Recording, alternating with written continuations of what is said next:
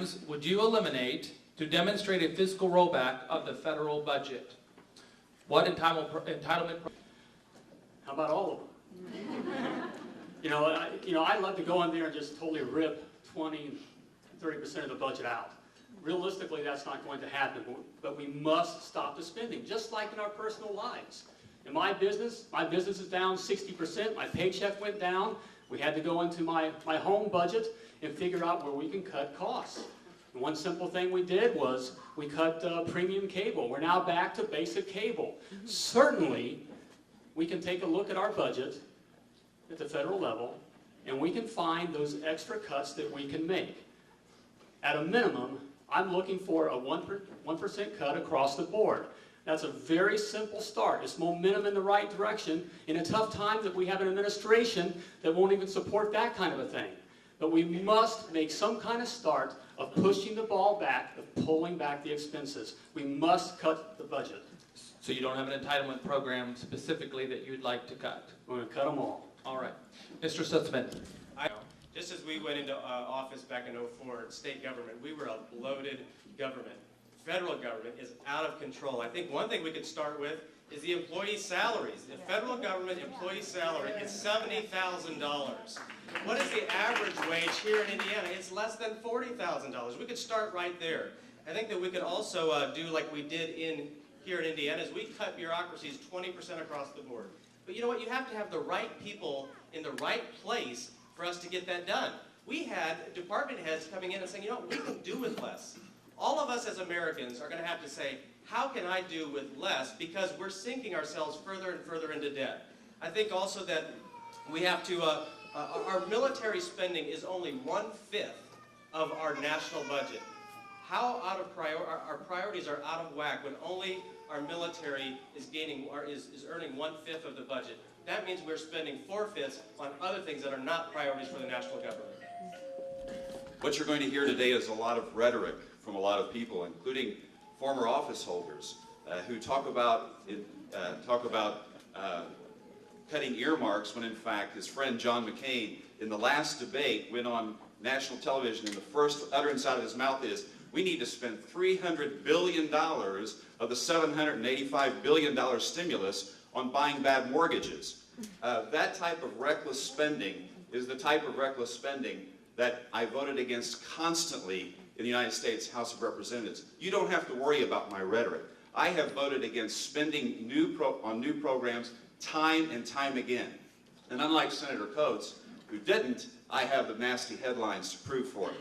And unlike others who said that they've cut taxes time and time again, when in fact they've raised taxes on businesses to the greatest level in the history of the state, according to the Indiana Chamber, I have consistently voted against not only raising taxes, but I have voted for tax cuts across the board and will continue to do it. Thank you. Well, I don't have anybody to point to. Amen. Occupying the far right.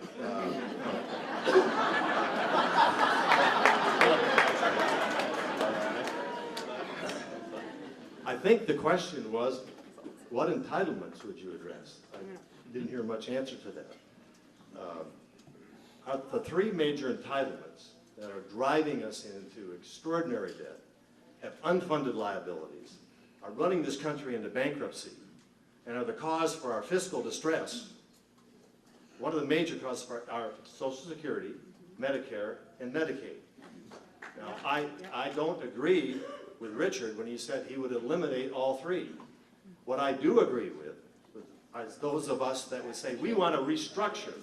We want to restructure those programs so that they stop losing money. People are going to have to take sacrifices. They're going to have to take cuts. We have a legacy for the future to our children to eliminate, to get those in balance and not pass that debt on. But that's going to require sacrifices by all of us if we're going to address that. And Mr. Bates. I would just say, before I get into specifics, because there were very few specifics, but you know what, folks, we're talking about the future, not about the past. We can have lawmakers, previous lawmakers, talk about what they did, accomplish what they didn't. They can stand here and throw stones at each other all day long. That's not going to fix the future, and that's what we need to be talking about. Now, having said that, let's get specific. First of all, the Department of Education. Yeah. It's a state issue. Let's give those rights back to the state where they belong. That's the first major entitlement that we can't give back. Now, second, Medicaid and Medicare do need to be reformed.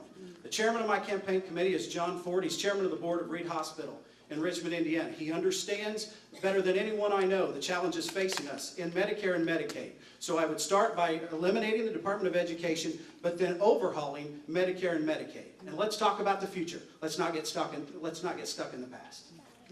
Thank you very much.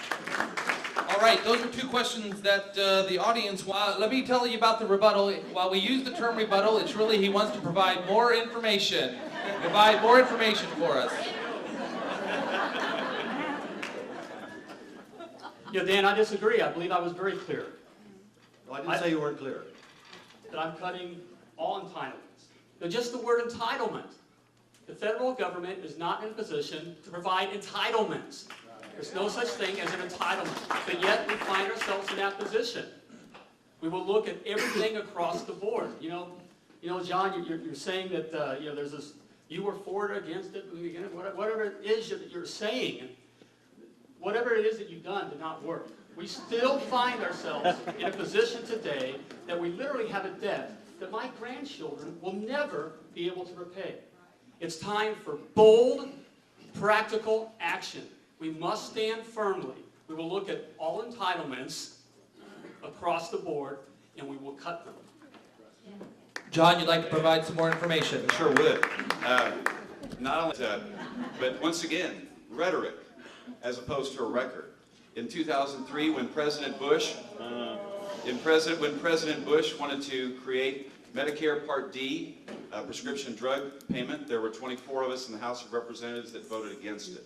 I have a record of voting against new entitlement programs. And so you don't have to ask what I'm going to do with regard to limiting the size and scope of the federal government. I have the record that reflects a past and a history of rejecting new programs that have added to the debt. Anyone else like to add information? All right, let's go on to the next question.